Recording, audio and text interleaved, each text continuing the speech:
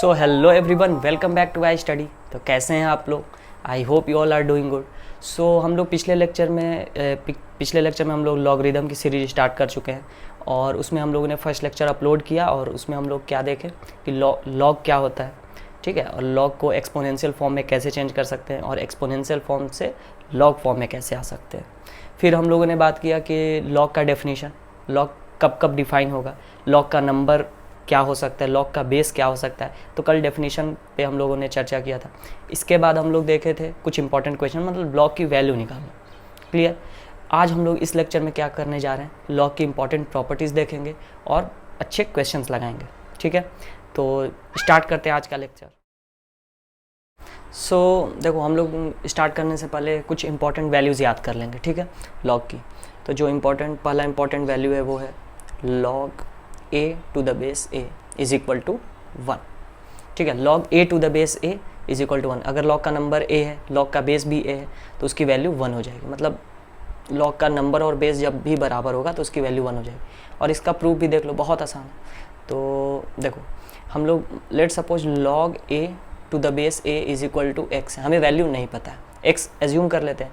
इसके बाद हम लोग इसको एक्सपोनेंशियल फॉर्म में चेंज करो तो a is equal to a की पावर x हो सकता है, बिल्कुल। अब ये बताओ, अगर ये दोनों साइड को इक्वल होना है तो x को क्या होना पड़ेगा? क्लियरली दिख रहा है कि a की power 1 is equal to a की पावर x, मीन्स x को 1 होना पड़ेगा, x must be equal to 1।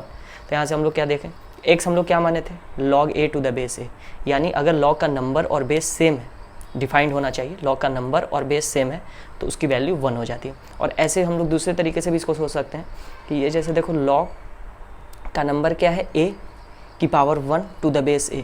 अगर हम लोग log का नंबर को बेस की पावर में कुछ रिप्रेजेंट कर पा रहे हैं, ठीक है, log के नंबर को बेस की पावर में अगर हम कुछ रिप्रेजेंट कर पा रहे हैं तो उसका वैल्यू वो पावर होगा। तो जैसे अभी हम नंबर को क्या लिख सकते हैं, a की पावर 1, यानी 1 इज़ द आंसर। क्लियर? ऐसे और भी चीज़ें देख सकते हैं, log a square to the base a क्या हो जाएगा, 2 is the answer. log a cube to the base a क्या हो जाएगा, 3 इज़ द आंसर। अगर हम लोग नंबर को बेस की पावर में कुछ रिप्रेजेंट कर पा रहे हैं तो वो पावर ही क्या हो जाएगा, हमारा आंसर। तो ये इंपॉर्टेंट चीज़ था, इसको ध्यान याद रखना है। मेन तो ये है कि log a to the base a is 1। Second जो इंपॉर्टेंट चीज़ है वो देखो, log, अब यहाँ भी तुम लोग बता सकते हो 1/a to the base a, ये क्या होगा, log 1/a to the base a। तो इसको हम लोग बोल सकते हैं क्या कि -1 हो जाएगा, बिल्कुल। कैसे कि 1/a को क्या लिख सकते हैं, log a की power -1 to the base a। अब यहाँ a की पावर क्या होगी, -1, तो आंसर इज -1। क्लियर? तो बहुत आसान चीज़ है, तो ये सब तुम्हें ध्यान रखना है। और नेक्स्ट देखो, third, log 1 to the base a is equal to 0। Clear? अब कैसे हो सकता है, ये कैसे हुआ? तो देखो, 1 को हम लोग क्या लिख सकते हैं, log a की पावर 0 लिख सकते हैं क्या? हमें कोशिश करना है कि जो नंबर है log का, उसको बेस की पावर में लिखने की कोशिश करें, जो log का बेस है उसकी पावर में। तो 1 को हम लोग क्या लिख सकते हैं, a की पावर 0, ठीक है, और बेस तो a है अपना। इसके बाद देखो पावर क्या है, 0, तो आंसर इज 0। ठीक है क्या? तो आई होप यहाँ तक तो आप लोगों को समझ में आया होगा। अब कुछ इंपॉर्टेंट प्रॉपर्टीज़ की बात कर लेते हैं हम लोग। तो इंपॉर्टेंट प्रॉपर्टीज़ देखो,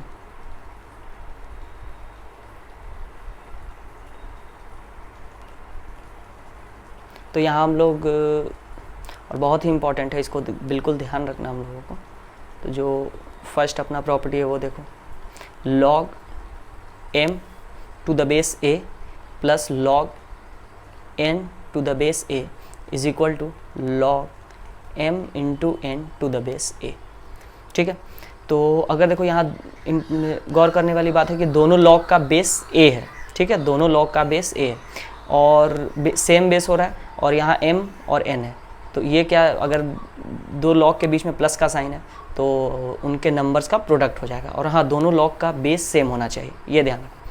ऐसे ही एकदम इससे मिलता जुलता सेकंड प्रॉपर्टी है log m to the base a minus log n to the base a। ठीक है, ये क्या हो जाएगा, log m divided by n to the base a। Clear? log m divided by n to the base a। तो ये दोनों property का एक छोटा सा प्रूफ दे देते हैं फर्स्ट प्रॉपर्टी का, ये आखिर ये आया कैसे। तो ये लेकिन अल्टीमेटली हम लोगों को क्या है, याद रखना है, बहुत इंपॉर्टेंट प्रॉपर्टी है और कंफ्यूज नहीं होना है, याद रखना है इस चीज़ को। दोनों लॉग का बेस ए होना चाहिए, सेम होना चाहिए। ए मतलब कुछ भी बेस हो जाए, दोनों लॉग का बेस सेम हो, और दो लॉग अगर प्लस में है तो उनका नंबर क्या हो जाएगा, प्रोडक्ट में आ जाएगा। और अगर दो लॉग माइनस में है, ठीक है, तो वो जो फाइनल रिजल्ट होगा उन डिवीजन हो जाएगा। खैर देख ही रहे हो तुम लोग। अब यहाँ पे हम लोग देखते हैं इसका प्रूफ। तो पहले वाले का प्रूफ देख लो।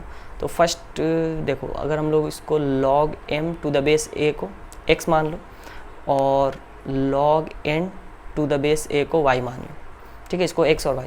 यहाँ से एक्सपोनेंशियल फॉर्म में m की वैल्यू क्या हो जाएगी, a की पावर x, और यहाँ से एक्सपोनेंशियल फॉर्म में n की वैल्यू हो जाएगी a की पावर y। अब यहाँ से तुम m इंटू n निकाल सकते हो क्या, तो a की पावर x इंटू a की power y is equal to, दोनों बेस सेम है तो क्या हो सकता है, पावर ऐड होता है, तो x प्लस वाई। क्लियर। अब देखो, तो फर्स्ट में हम लोग क्या लिखे हैं, log m to the base a, log m to the base a, बस वैल्यूज़ को अब रखना है, आप कुछ नहीं करना है, plus log n to the base a is equal to क्या था, log m into n to the base a। ये हमें प्रूफ करना था। इसको हम लोग x एज्यूम किए, x रख देते हैं, इसको y एज्यूम किए हैं, y रख देते हैं, और इस साइड m इंटू n की वैल्यू भी आ गई है, तो log m इंटू n क्या हो रहा है, a की power x plus Y to the base a। तो ये बताओ इसका वैल्यू क्या है, a की power x plus Y to the base a, तो obviously x plus Y is the answer. और इस साइड भी, लेफ्ट हैंड साइड भी x प्लस वाई, मतलब दोनों साइड बराबर है। तो यहाँ से इसका प्रूफ बहुत आसानी से हो जा रहा है। बाकी तुम सेकंड वाले प्रॉपर्टी को भी तुम लोग प्रूफ कर सकते हो बहुत आराम से। तो खैर ये तो बहुत आसान था। चलो नेक्स्ट और थर्ड देखते हैं, थर्ड प्रॉपर्टी नोट करते जाना। तो थर्ड प्रॉपर्टी अपना log m की power n to the base a is equal to n times log m to the base a। ठीक है, ये भी इंपॉर्टेंट है। देखो प्रूफ अगर तुम लोग भूल भी जाओ, ठीक है ना, प्रूफ भूल भी जाओ तो कोई दिक्कत नहीं, बट हम लोग को फॉर्मूला याद होना चाहिए, फॉर्मूले से ही क्वेश्चंस बनेंगे। क्लियर। तो फॉर्मूला तो एकदम बिल्कुल नहीं भूलना है। तो ये फर्स्ट, ये सेकंड और थर्ड अपना देख लेते हैं। तो थर्ड ये है log m की power n to the base a is equal to n times log m to the base a। मतलब ये जो log का ये जो नंबर है m की पावर n, तो वो जो n है वो log के सामने आ जा रहा है। अब इसको कैसे प्रूफ करेंगे, चलो वहीं अपना log m to the base a को क्या मान लेते हैं, x, लेट इसको x मान लिए। यहाँ से हम लोग एक्सपोनेंट फॉर्म में चेंज करके m की वैल्यू क्या लिख सकते हैं, a की पावर x लिख ही सकते हैं, बिल्कुल। अब हम लोग क्या कर रहे हैं कि m आ गया, m is equal to a की पावर x। अब बताओ m की पावर n क्या होगा, m की पावर n, तो a की पावर x की पावर n, ठीक है, क्योंकि m क्या था, a की पावर x था, तो दोनों साइड क्या कर दिए, पावर n रेज कर दिए, तो m की पावर n हो जाएगा अब a की पावर n इंटू x। ठीक है, यहाँ तक क्लियर। अब हम लोग को क्या करना है, बस अब पुट कर दो, अब तो कुछ करना ही नहीं। तो यहाँ पे हम लोग लिख रहे हैं log m की power n to the base a is equal to, is equal to क्या लिख सकते हैं। अब यहाँ पे log m की पावर n को क्या लिखोगे, a की पावर n इंटू x। इस इक्वेशन से देखो, इस इक्वेशन से हम लोग लिख सकते हैं क्या, m की पावर n को a की power n into x to the base a। अब बताओ यहाँ से इसका आंसर बताओगे क्या, इस log का आंसर बताओगे क्या, बिल्कुल, क्योंकि नंबर क्या है a की पावर n इंटू x और बेस क्या है a, तो यहाँ से इसका आंसर हो जाएगा n इंटू x। और इधर क्या है, log m की power n to the base a। अब देखो x हम लोग क्या माने थे, x किसको मान के चले थे, देखो यहाँ से x क्या है, log m to the base a। तो बिल्कुल यहाँ लिखो, यहाँ पे log लेफ्ट हैंड साइड है log m की power n to the base a is equal to n times x की वैल्यू क्या हम लोग एज्यूम किए थे, log m to the base a। तो देखो यहाँ से भी प्रूफ हो रहा है। तो देखो प्रूफ अगर याद नहीं भी है, प्रूफ वैसे तो बहुत आसान है प्रूफ, बाकी हम लोग को रिजल्ट याद रखना है। क्लियर है क्या। तो चलो नेक्स्ट अब देखते हैं।